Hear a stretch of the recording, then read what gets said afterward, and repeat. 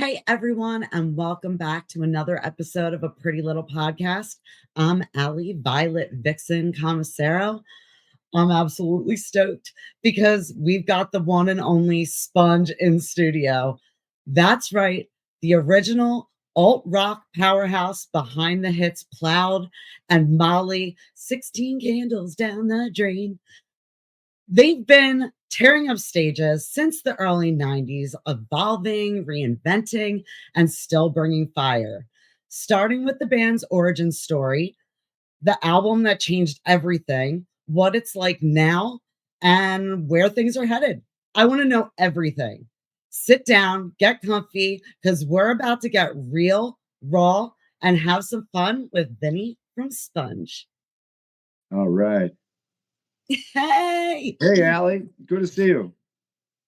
So I'm just going to start right off the bat with I have just so much to ask you. Seriously, like I'm just going to go until you kind of need to like bounce out. So I'm just going to jump right in and say I'm such a fan. And I have to ask, how did the current lineup of members come together? Well, as time went on in the 90s, we saw some changes. And the first original member, uh, Jimmy, he played drums on the first album, Rotting Piñata. We made a drummer change before the Wax Ecstatic record. So that was change number one. And in the late 90s, we made a bass player change and then a guitar player change in probably 1999. So, and then one more guitar player change in 2003. So the guitar players that we have right now, Andy Padlin, Kyle Neely, they've been with us now about 23 years. So in 2003, they joined. So the new lineup has been more solid than the original lineup. And of course, we've had some different changes with bass players, but Tim Padlin, who produced a number of our albums, he plays bass with us typically, or another good young fella, Jeff Hayes, plays bass with us. So we've had a pretty solid lineup over the years. And of course, our current drummer is Dave Coughlin, and he's just a fantastic drummer. So this is a great lineup. It's the lineup we'll have when we're out there at shoot. The gin mill? The The gin gin mill. mill and grill? That's the one. Oh, Yep. we're gonna get to all that. I have so many things to tell everybody about what's going down with that. But before we do that, with sticking with the lineup and you having the lineup changes, I have to ask, like, how do you manage to keep that signature style that Sponge has? Like, with all the different songs and the different hits, and they all still have that just familiar Sponge sound. Yeah, that was pretty much established on that first record. I look at it like there were a number of really good, like, if you want to call them heavy metal bands, like the Scorpions or Judas Priest back in the day, which we really certainly tip the hat to those bands. But as far as bands in the 90s doing the kind of music that bands in the 90s did, the alternative music, I don't think there were a lot of two guitar uh, bands. There were, but they didn't make arrangements like Mike and Joe from the old band wrote. They didn't. There weren't bands that did that kind of thing. And to me, it was almost like, it was a tip of the hat to like Judas Priest, the Scorpions, Iron Maiden, but in an alternative rock style. So that was established then, and we just kind of continued to do that kind of thing all through our careers up till now. So, with Plowed, let's start with that because I'm a huge Empire Records fan. So, I Yeah. want to Yep. touch on a few things that I noticed. With Plow, I got to know when that hit, Like, what was going through your head? Because that, like, hit, and it hit hard, and it, like, hit so many different people that were into so many different genres. I mean, like, everyone knows that song, and I haven't heard one person have anything, like, negative to say, or even, like, you know how the kids say cringe, like, nobody says that.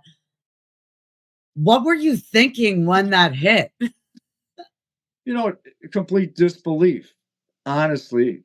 And we had been in bands before that had record deals, and of course, the business used to make a lot of promises to bands, and I wasn't at all pessimistic. I was very realistic, but I think when we understood that not only did we have a song that was getting banged on radio across the country, we also had MTV on our side at that time too. So when those two elements connected, we were like, damn, we're off to the races. This is going to get, my thought was this is going to get very real now.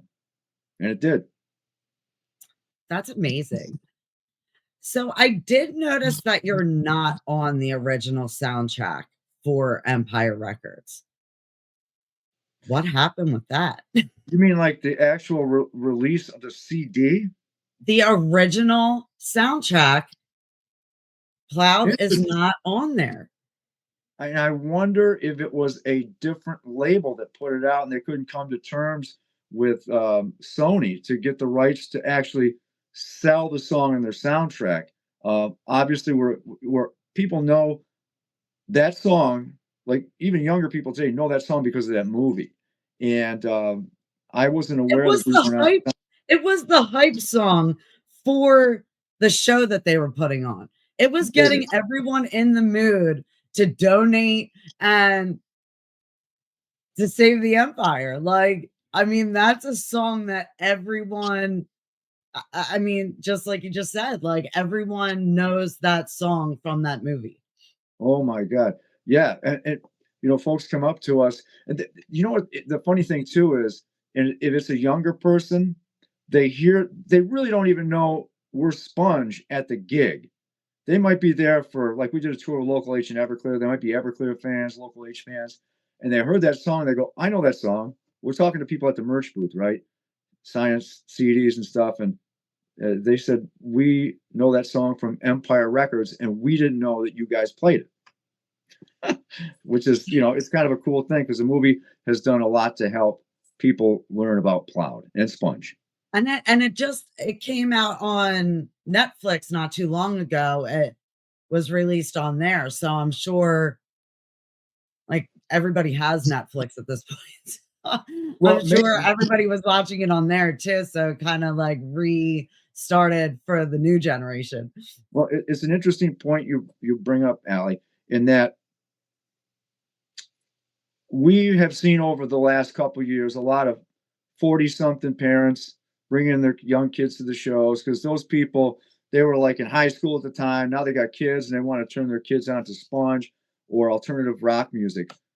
We saw that. What we're seeing now is like people that are in the late teens at the shows without their parents, and they're starting mosh pits and they're crowd surfing. It's like the 90s all over again, and it's just an amazing thing. So maybe, the Netflix is a catalyst for some of the musical knowledge people are getting these days.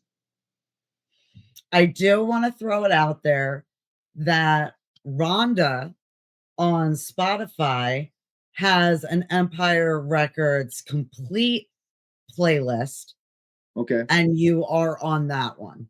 But that is a like a digital playlist, and it's not like a CD that was put out years ago where we were excluded from that CD, is what you're saying. Yeah. Yeah, okay. Dig it. Well, we were wondering, like, we were kind of thinking because we were kind of like coming up with theories on why you wouldn't be on there. Because, like you said, like everybody knows you from that. Maybe they already had the soundtrack like kind of set and then you were added. Yeah, I mean that's a strong possibility. I mean, if they were doing CDs, obviously it's like it's not it's one thing if you're pressing vinyl, that's pretty tricky. But if you're making Yeah. CDs and making several runs of CDs, you'd think we'd have been on there. But I'll do a little bit of investigating just to find out. It could have been a contractual thing. It could have been, you're right, that we were just too late. We were a late comer to the movie. So, do you know everything that Sponge has been in?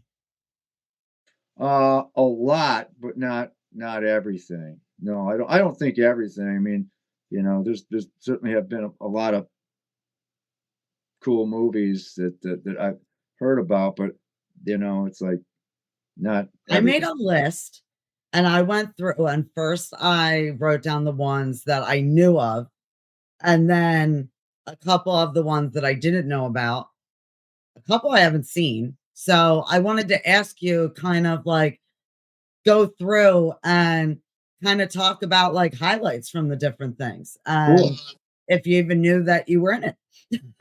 Okay. So we kind of spoke about Empire Records. So we'll move on to the craft. Oh yeah, cool. How did that happen?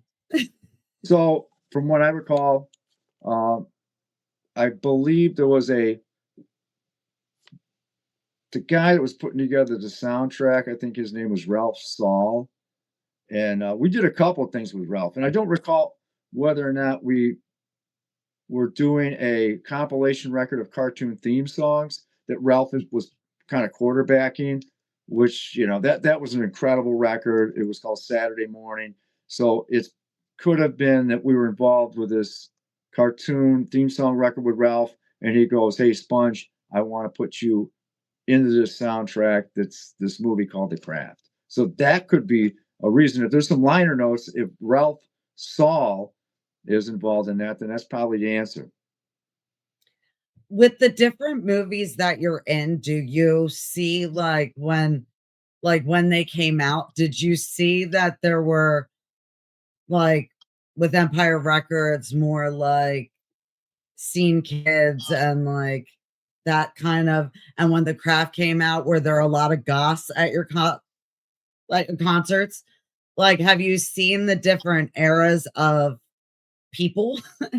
I honestly, I think it's just a part. It's totally like a part of the stew that's cooking at that time. I think the movie Clerks was kind of a big deal of crossing over this cultural thing with the music that culture was making, and people going to the movies that could be part of that culture, or seen as part of that culture. And I think that it was something that we just decided to get involved in back then. So I just think the more hype when you're releasing a record, if it's a movie, great. If it's MTV at the time, great. If it's radio, fantastic. Let's go. Let's do everything we possibly can. So I have to ask about Mallrats. Yeah. How did that come about? And have you met them? And what's your craziest fan interaction from that? It's funny. I think the song from Mallrats could be a song called 17. And Kevin Smith.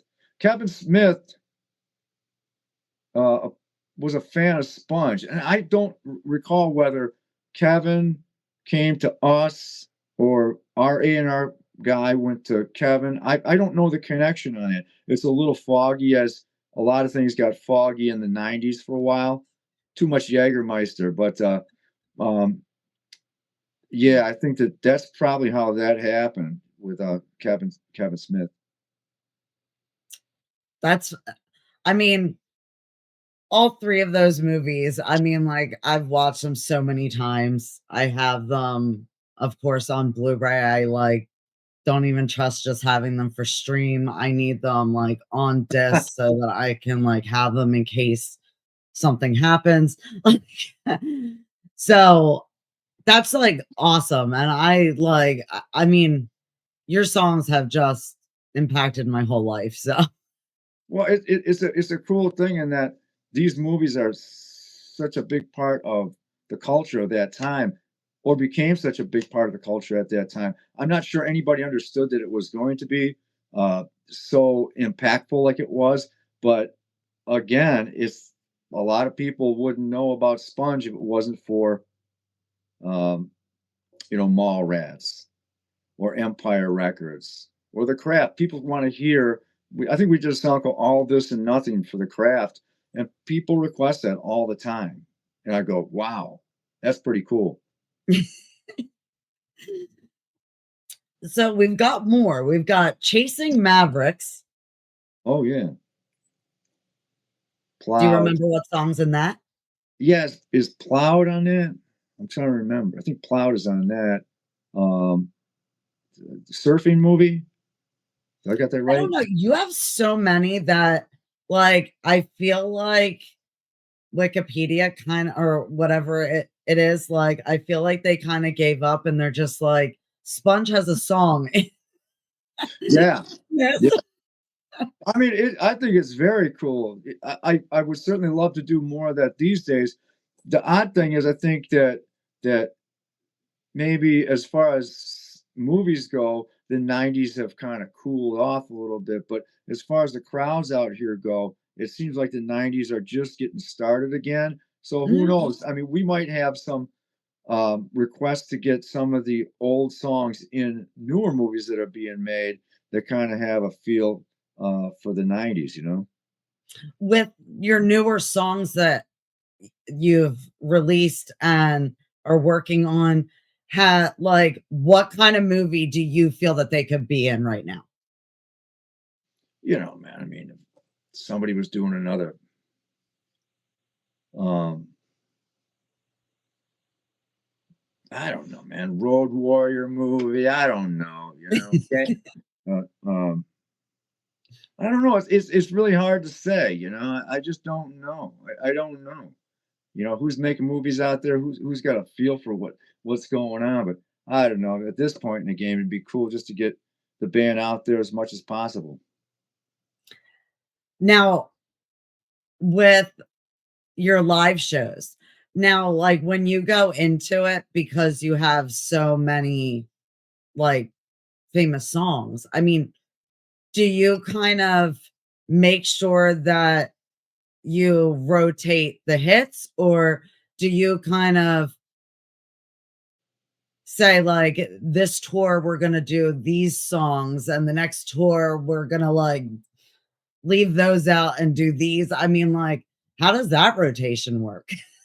Uh, yeah, it's a good question, and we just got off this tour with Everclear and Local H, and our thing was we reserved. We had a short set, so we got 9 studio records or something like that, and to say we're going to play a half hour, it's like, I mean, that's like 5 or 6 songs. So we're picking 5 or 6 songs over a 30-year recording career or so, and it's a tough job. But we pretty much played the hits. I mean, when you look at it, Wax Ecstatic, that charted. Have you seen Mary? That charted. Molly, that charted. Plowed, that charted. So we got 4 songs. Now we got maybe 2 songs to pick off and newer records to do. So that was about it. So we swap out those spots with different things. Something from the Lavatorium record. We might play the cartoon theme song from Speed Racer. We might play something from our Beer Sessions record. So it's a real crapshoot as to what we'll play. But we didn't have a lot of time to play much music. So, but we always play the hits. Okay, so basically, promoters, basically what they're saying is you've got to give them more than a half an hour. Well, when you got 3 bands, it's like the night gets, if a band, and we got scolded for going beyond our time limit, like the tour manager for Everclear was pissed at us and refused to give us our Jack Daniels one night. So we were like, you can't take our Jack Daniels from us. Of course we'll play a half hour and stick to the half hour. What was the most hyped city out of the last tour? Like the coolest? The most hype, like the ones that really showed up for Sponge. Wow. Great question. Easy answer. It was packed right from the beginning in 90% of the venues that we played. And we played everywhere from, San Francisco to Tampa, Florida, all the way up into you know, Irving Plaza, New York. And, we just a big circle around the country. So, and 90% of those shows, people were there packed right from the get go. And many of those shows were sold out. So it was nice to see people coming early. That must feel great to still be able to pack venues and still have all those people singing along, chanting your lyrics. Like, that must be a great vibe. I can't even wait. And now we're going to get into talking about the Northampton show because this is so exciting. I cannot wait for it. Northampton, PA, the Gin Mill and Grill. Yep. They're doing before any of the bands, I believe, 5 to 6. They're having a complimentary finger foods buffet. All Right. kinds of different finger foods and just little fun things that the regulars and people that Yep. come into the bar have said that they really enjoy. So that should be fun. So make sure you get down for that. And it is $20 a person. You mean Ticketweb.com. you get food and the show for $20? Yeah. That's a good deal. And I think there's 5 other bands too. Yeah, that's a great thing. I like that room a lot. The owner's name is George, from what I recall. George is awesome, and we're looking forward to it. We don't get back there as much as I'd like to, but I'm glad we're coming back here soon. Well, here's the fun thing. Anybody that buys a ticket before the doors open, they will be entered in a draft. Okay. So that's even more incentive to go online, grab your tickets, make sure that you get a ticket before it's sold out because I think it's limited. I think it's getting pretty Yes. down Well, there. So and this is going to help. Us talking. We'll get this out on social media. Um, I think it's going to be a great night out there. But what time are doors? Do you have any information as to what time doors are? I believe usually it's 6 or 7. And you say they can enter into a draft. What do they win? I'm not sure yet. It's a surprise. I was only told certain information, but I do know that it's a draft, and I do know that they're really coming together and stepping up because this is for customer appreciation, and they're really appreciative of their customers, people. They're giving Well, of you course they're getting Sponge. Sponge is going to be there. This is something great to give to the customers. So what can everybody anticipate? Well, fortunately, we're not playing just a half hour, so we got plenty of time to play a lot of the Sponge music, which is great. And some bands shy away from the hits. We do not shy away from the hits. We're going to play the stuff that they know and maybe introduce them to some newer Sponge tunes. But yeah, it's just going to be no holes barred rock and roll, East Side Detroit style. Come to the Gin Mill. We're ready. We're fired up. And I just want to give a huge shout out to Tom Taylor. Like, without him, so many of these shows would not be happening. Sponge would not be sitting here tonight. Thank you, Tom. The man, Tom. We've done a lot of great shows with Tom. We love what he does. Now, will there be any special little Christmas Christmas surprises? jams. You never know. You never know. We might pull out some kind of sweet Christmas song. It's hard to say. It's very likely though. So fun. So let's get back to your list of movies because I still want to hear about which other ones you know. We've got Chasing Amy, Yep. What Richard Did. You were in a cold case episode, Marvin's Room. I'm not sure what that is. You know Is what? that a It kid there's show or That's a good question. I mean, some of the stuff rings a bell, but I mean, they're probably getting into different TV shows and things like that. I mean, it's got to be a ridiculous list because those songs placed into TV shows, man, that's kind of vast. You know, it gets crazy.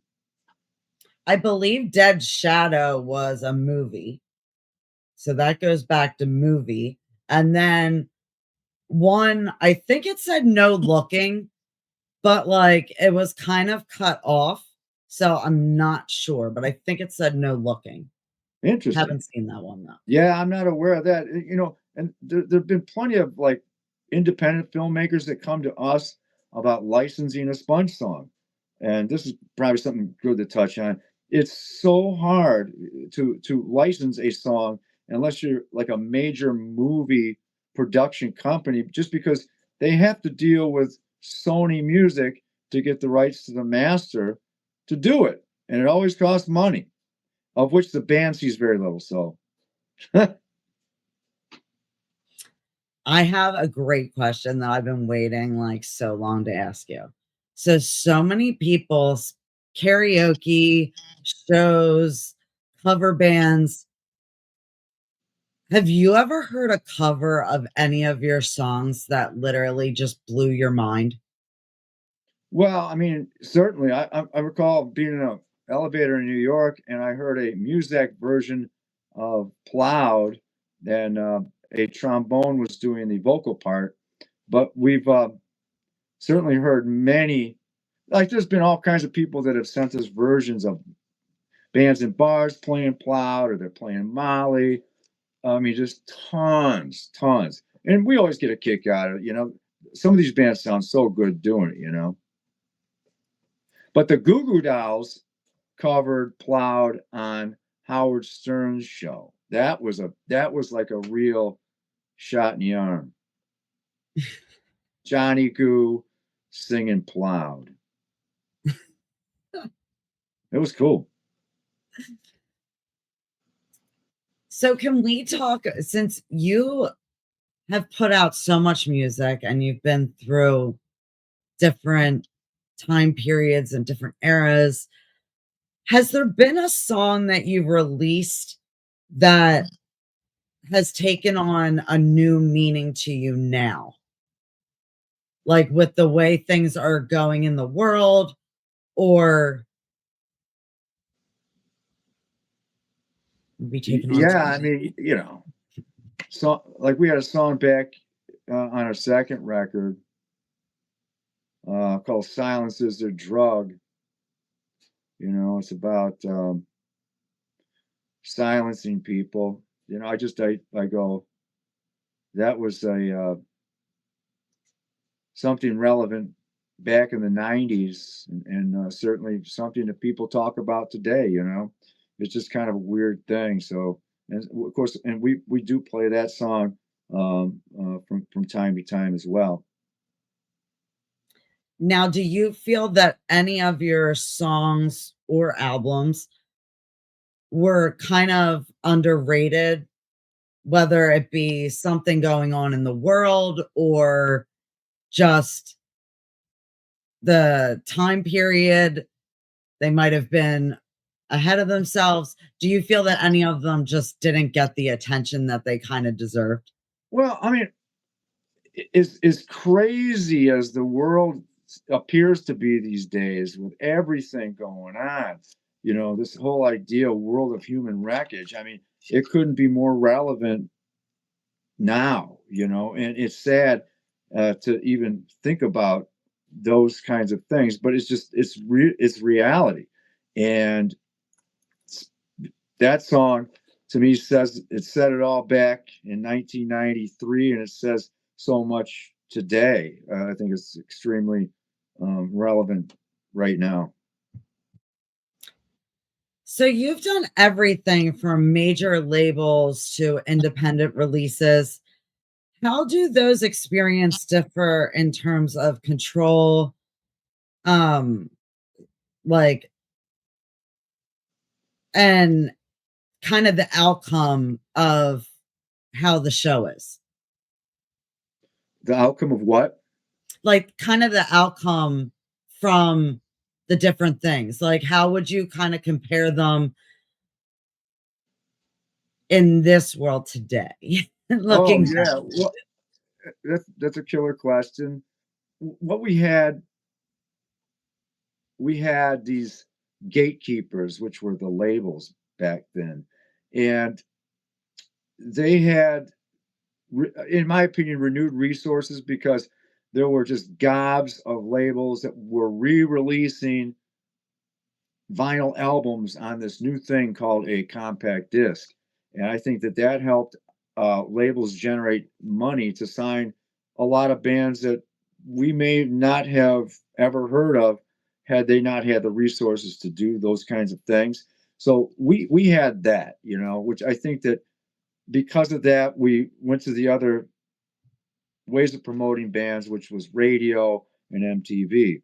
And these days, there are young groups, new bands that if you're really savvy about working social media, you don't need any of that. You don't need a label. You don't need MTV. You don't need radio.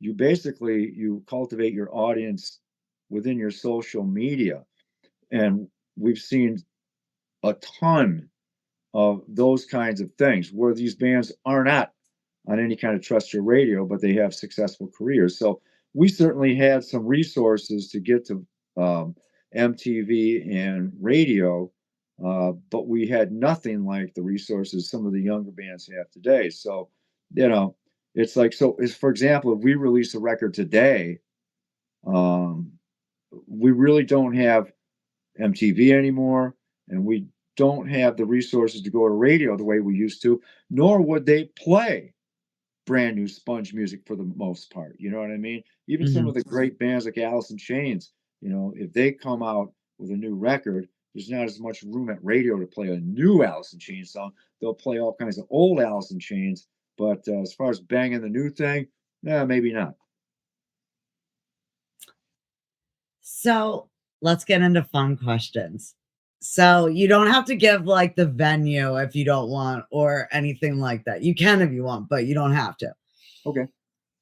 Or the show or city or anything. But I want to hear about, let's start with the perfect show that just played out perfectly and was just one of those shows that you remember playing and it just impacted it. Impacted you. You mean like prior to the band being signed or a show that we All did the way recently? through. What's that? All the way through. Like just one show that sticks out in your mind that was just great. Allie, there have been so many shows that we've been a part of that have just been, you're like, I can't believe we're here right now. And I was just talking to some friends about when Sponge played with Alice in Chains and Kiss in Detroit in 1996. And we're like, we're playing Detroit with a band that has just been synonymous with Detroit, made their career, in my opinion, because of Detroit, which was Kiss. That was just insane. We've shared the stage, you know, with Iggy Pop, which is one of my personal heroes, or you know, we toured with Richard Butler from the Psychedelic Furs, which was a just an amazing learning experience. I think Richard Butler is just a wonderful human being and a great talent. You know, we've been out there on Lollapalooza with the Melvins and on the same bill with Soundgarden and Metallica, the Ramones. I mean, and the bands just go on and on and on. Um, those pinch me moments, I can't believe I'm here right now. You know, one of the biggest shows that I was sorry didn't play. We got a phone call to play Las Vegas, UNLV, so University of Las Vegas, and Okay. they said it's going to be the Cramps with Lux Interior and Ivy, and Tom Jones and Sponge. Just like Tom Jones and Sponge with the Cramps, I go, I'm in. So we get to the gig, and Tom Jones had to drop off because he had to play the Tonight Show. But we certainly enjoyed seeing the Cramps and being part of that experience. But we played with we played at our gathering that ICP puts on, and that we did that about 2 years ago. So I just go some of the crazier bills. To me, it's better that way. Sharing the stage with Public Enemy. We did a small club show with Public Enemy, or we Run DMC. It's just over the years we've done so many different things, and it's all been a thrill. We played a killer show on the last tour here it was in Cincinnati. It was just that the energy was there, and they were moshing and they were crowd surfing. I'm going, this is like 1992, for God's sake. So those shows keep happening. I just go, we're pretty blessed. So Detroit has such a rich musical legacy. How did growing up and kind of forming the band in Detroit kind of form your sound and style or impact it? Well, the music was just so there and available always. And some of the big groups coming up at the time that were obviously pretty influential to us, that, like when Alice Cooper first came out, when the first time I ever heard the song 18 or School's Out or something like that, I'm going, this shit's fantastic. And of course, Iggy Pop.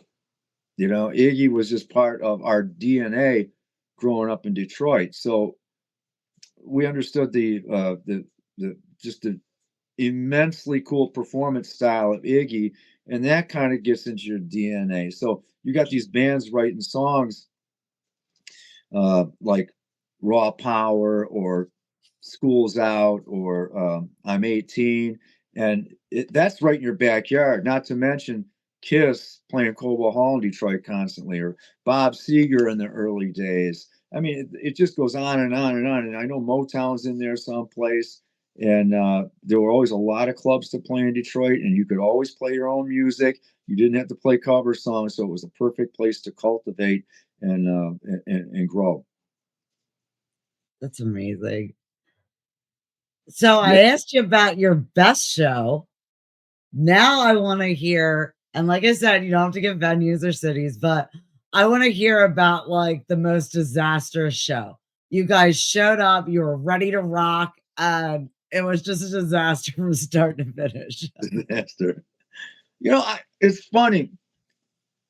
Like there are those shows that could be a disaster, but because of this band has been through so much, even the ones that you would expect to be a disaster uh, aren't really a disaster. I mean, we've been out there in the Arizona desert, Lollapalooza, getting ready to play, and a sandstorm comes in. Like I'm talking about, like a biblical movie style sandstorm, and you're watching it roll in from the desert, and everybody's like, oh my God, we got to get out of here. Oh my God. And I wanted to play our show.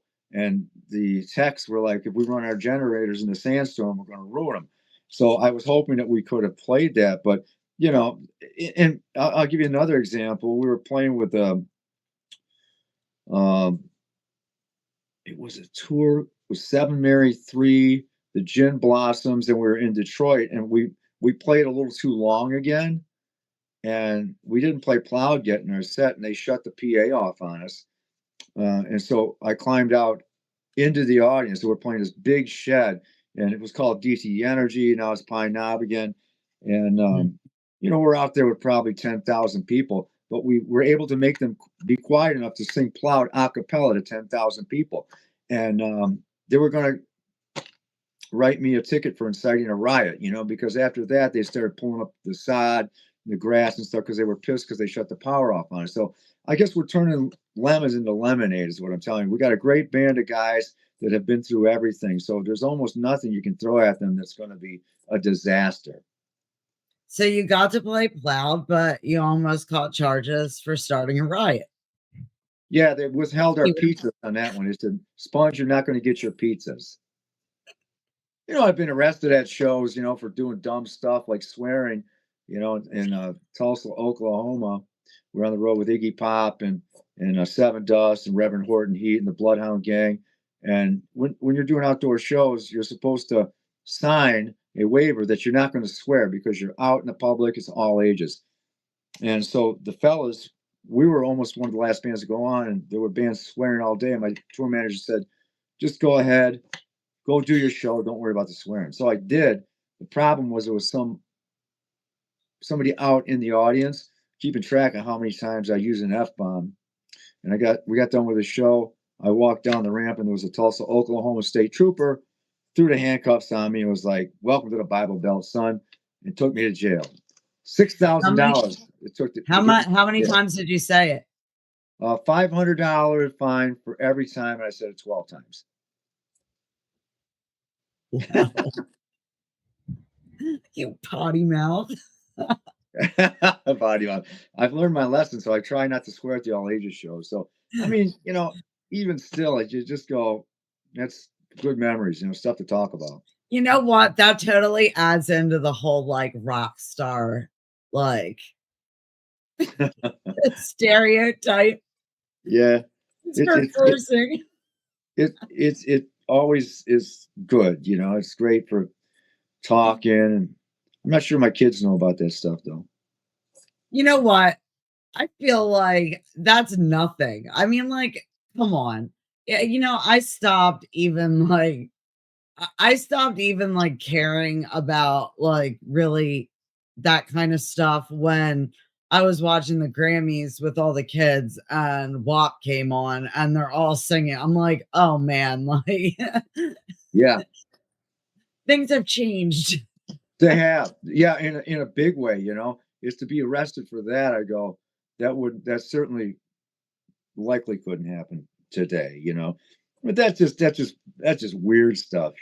That shit wouldn't happen in Philly or New Jersey. Like they wouldn't like take it that far. They might fine Oh, you, but they're not taking it like to the point of cuffs.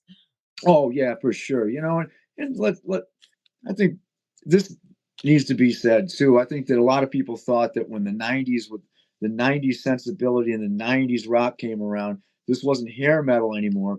That rock and roll was going to somehow change, and nothing really changed. The audiences may look different, but they conducted themselves the same way. And the bands filed suit too. So it's like on the surface, the look of it changed, but rock and roll didn't change at all. Now, as far as when you started, I mean, you didn't have all of these platforms and like the things didn't move as quickly as they do now. How has that really affected you being able to get your music out and kind of reach fans? And how has that been for you with that change? Well, we have put out some albums recently. We have a label called Cleopatra. They're out of Hollywood, California. They've released a couple of Sponge records. We put out this Lost Track record recently, and we put these records out.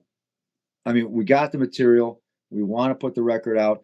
What that record does for us, though, it really helps us engage social media. So it's like content, content, content. We always need to have content to approach our social media and our audience with something new. We did a record that was a cover record, but it was all songs from when our first record was released in 1994, and we named the album 1994. So we got Morrissey on the record, we got Alice in Chains, Stone Temple Pilots, we got what do you call it? I'm drawing a blank here. Sonic Youth is on that record. So there's just Oh shit, I just found their t-shirt. I have a throwback from that, like a throwback vintage t-shirt from them from forever ago that like I couldn't even find online. I'm like, dude, I love this. and you're proud to wear it, right? That's something that's a huge keepsake. So it's like any of that music for us, it's like we're going back, we're embracing those songs, recording them, and we put this record out, and we're able to go to social media and engage our audience, and then we also have albums that we sell on the road. So, and not everybody goes to mom and pop record stores anymore, so you can look at our gig not only as a way to listen to the band play live, but it's like we got our own little store. Like Jeff Hayes, who either travels with us to sell merch or he plays bass, has done just a killer job with all our merch. So we got some great looking T-shirts. We got CDs with us. So it's like you can shop Do you all. have any of your merch with you? Pardon me. Do you have any of your merch with you? Oh, we will. We'll have it all. So that's where we gain by having the labels put the record out. And granted, it's not like you're going to hear the songs on the radio, but you go to you go to YouTube, and you'll see the videos for those new songs, and it's a cool thing. So it's always great to put out a record with limited resources. That's amazing. Can you talk about some of your current merch? Because everybody go, all of the information is going at the bottom. Yeah. Please make sure that you follow Sponge. Make sure that you go on and like their songs on Spotify. Of course, watch their videos. But Right. I want to hear about the merch. Right.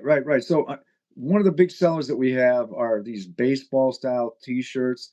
It's a nice T-shirt with a white T-shirt with the black kind of sleeves. We got the Sponge logo on that. We got I think it was a 30th anniversary shirt with the lyrics of Plowed on the back and a Sponge logo on the front. We got just about every CD that we put out with us. We will have vinyl with us for the new record. We have gobs of posters that Jeff has put together, which look fantastic. The various album covers. So we just got a ton of great stuff, and it really is like the one-stop shop for Sponge. You can see a show and shop Sponge for Christmas. Now, if they buy all the CDs, every single one that you have, do they get like a signature? We are militant about going out after the show and signing T-shirts, signing CDs, signing posters. We always make a point to do that. So make sure you buy those CDs so you can get them signed. Yeah, yeah, yep. Oh, I'm so excited. I'm thrilled. Like I Oh, it's gonna can't be a even wait. great night. And I'm like you, I love the gin mill. Like not only do they have good food, like that's what I look for. Good food, good music, good sound and lighting. Like it's got all the elements there. It's in a good neighborhood. They have free parking, plenty of parking, Like all it can't really get any good. better. Yeah, I mean, come on. And we're all gonna be like all Christmassy and who knows? Anything could happen.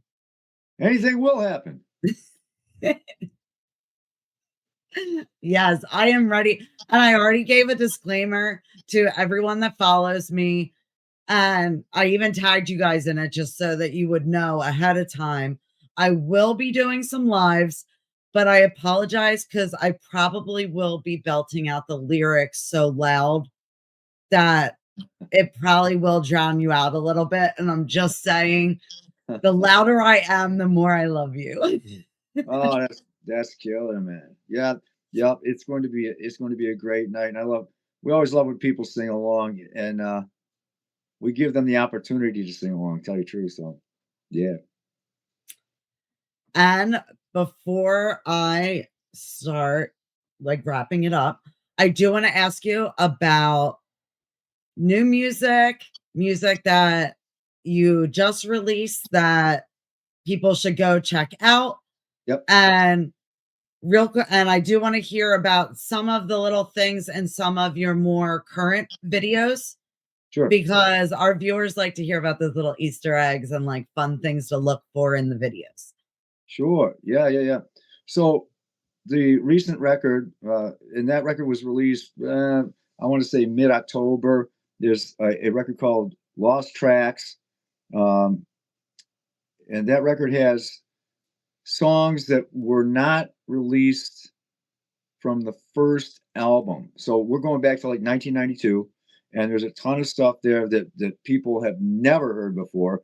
We have some things that were remixed, and some of the stuff on those remix songs was recut. And we have two brand new songs on that record. And they did a lyric video, the label did, for a song that we put out called Wet Brain. And Mhm. that's out on YouTube right now. Same label put out the 1994 Sponge record. And there's three videos out there. Um, there's a Mazzy Star cover that we did, a Morrissey cover that we did, and I believe there's one more, but I'm not quite. Oh yeah, it's a Alice in Chains song, "No Excuses," and Steve from Taproot is singing, sharing lead vocals on that Oh, song. we had Taylor on a while back. Yeah, right on, right on. So it's like, that "No Excuses" song sounds fantastic that we did. So those three videos are out there as well. That's amazing. So, are you working on anything now since you just wrapped up with the tour, didn't you?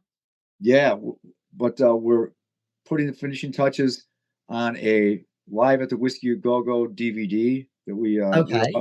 at the Whiskey A Go Go in April last year, and we're getting that wrapped up now. And then we're going to do the final mixes on a brand new, uh, like a new Sponge record, all new material. So that's coming probably late spring in 2026.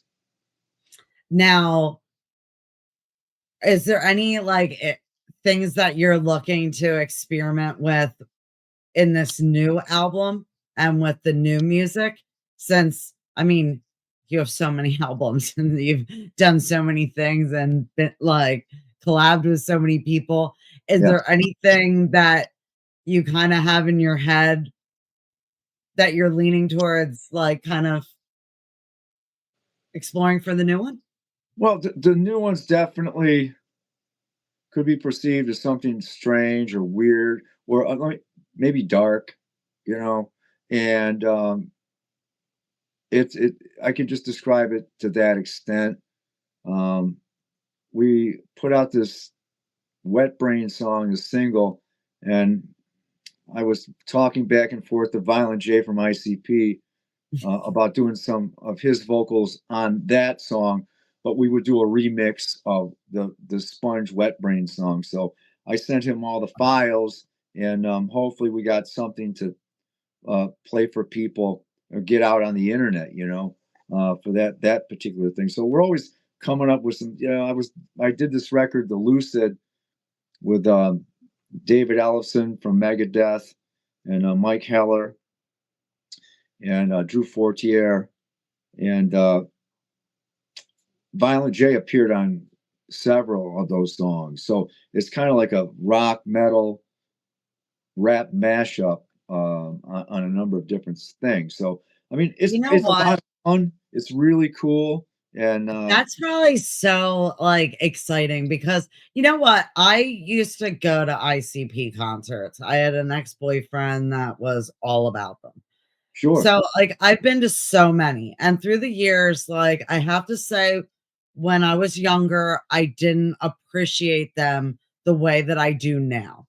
Like, now, like, I understand the community. I understand, like, what ICP is about. when I was younger, I was just kind of going because my ex-boyfriend liked them.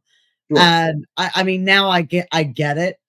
So that must be such a cool collab just between both of you. Like, you know what I mean? Like, I just think you both bring such different things to the table like that. That's fun. What Violent J does is he is so real and so good at what he does. It's undeniable. So to he's got so much enthusiasm, and to get him enthusiastically interested in working with us is just such a blast.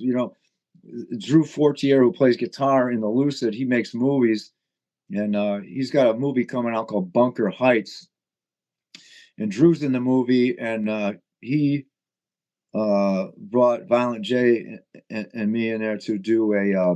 We play a couple hitmen, so we're in a scene where we're plotting this hit. We're in a room, and our target is we're waiting for our target to show up. So there's some pretty cool, funny lines, and it's I saw the trailer. It looks killer. So yeah, anytime I can do stuff like that and have fun, it's just a good day. Now, are there any plans to possibly go back to the Gathering or any other festivals that you kind of have your eye on for the summer? Oh my God! So we did the Gathering a couple of years ago, and I mean, it was just fantastic. The band was treated so well, and the audiences treated so well over there. So who knows? I don't know if they'll need us, but I would go back anytime to do that. Now, are there any of the festivals that you haven't done yet that you are looking to play in 2026? Wow. I mean, I don't know. Sponge is There's so not. many now. What's that? There's so many now. Oh yeah, there's tons, man. But Sponge hasn't been to Europe in a long, long time, so maybe to do something like that would be interesting. Yeah, to go over there and do like a Glastonbury or something like that. Fun, fun. Yeah. Well, I'm so excited to just hear everything that you've got to come. I can't wait to see you live. Like I said, everybody, if you didn't catch all the information earlier, not going to repeat it again, but you can go below, look them up, check out all their sites, follow them. Make sure that you comment because it helps with the algorithm, and we all need to keep that algorithm flowing. But yes, I am so excited to see you live. I can't wait to see everybody there that's from the tri-state area. Like, get your butts out there. Like, where else can you see a show with 5 bands and Sponge for $20? Come on. And they've got a finger food buffet, which Finger I food. just need to check out because that sounds cool. It's a finger And a food. draft. And you're entered in a draft if you get a ticket beforehand. The surprises just keep coming. Yeah. Good old Tom Taylor. We Yeah, love you, Tom. that's great. But thank you so much for taking the time to come on. You Well, made my like whole night, whole week. I can't even wait. I'm gonna hype this up so much. This will air on Wednesday. okay, cool. You can send me a link. I would We imagine. will send you a whole media kit. So you'll have clips that you can share, you'll have the link, and as soon as it airs on Wednesday at 8 o'clock, you can post it wherever. Let's Cool. hype it up. Yeah, I've been sharing your like little video that you did. Yeah, that's cool. So But thank you. thanks again for coming on. And definitely when you release your new music next year, we'll have to have you come back on and hear how fans reacted and just all about it. Oh, I'll do it in a heartbeat. Absolutely. That'd be great, Allie. Thank you. Oh, definitely. And Thank you. thank you so much for your music and just everything. Thank you, Allie. We'll see you at the gin mill. Definitely. Thanks everyone for tuning in. Until next week. See you, Allie. Bye. Bye.